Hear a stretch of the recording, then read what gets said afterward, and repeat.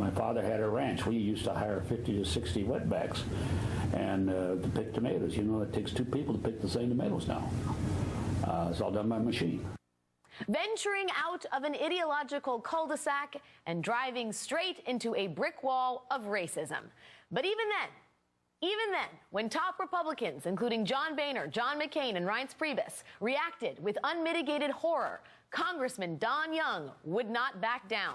According to Young's first apology, during an interview this week, I used a term that was commonly used during my days growing up on a farm in Central California. I know that this term is not used in the same way nowadays, and I meant no disrespect. I meant no disrespect by completely disrespecting you.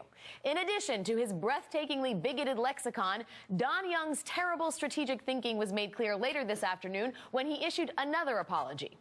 I apologize for the insensitive term I used. There was no malice in my heart or intent to offend. It was a poor choice of words. That word and the negative attitudes that come with it should be left in the 20th century, and I'm sorry that this has shifted our focus away from comprehensive immigration reform. Rising star Dr. Ben Carson trotted out this old chestnut.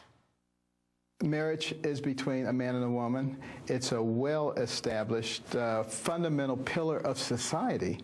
And no group, be they gays, be they Nambla, be they people who believe in bestiality, it doesn't matter what they are, they don't get to change the definition.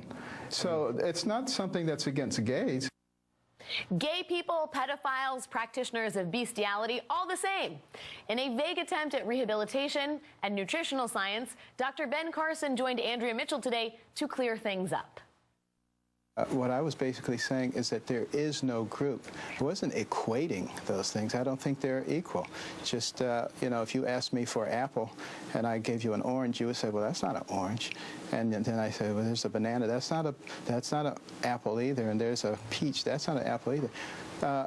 But it doesn't mean that I'm equating the banana and the orange and the peach. And in the same way, I'm not equating those things. My point was that once we start changing the definitions, then where do we stop? You know, we can go with anything. Is that for the first time in our party's history, we're not talking about having a few people down the hallway working on outreach and inclusion.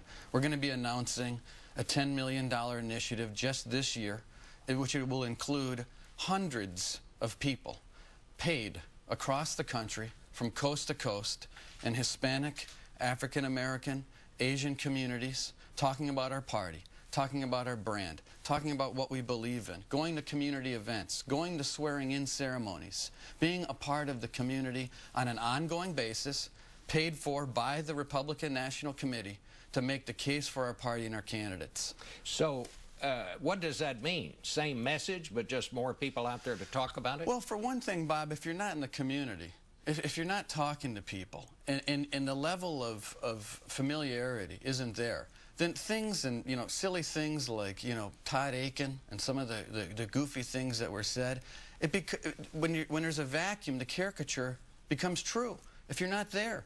So if you have unscripted moments and you've got no relationship to explain anything, obviously, I believe you're a sitting duck. That's just one thing.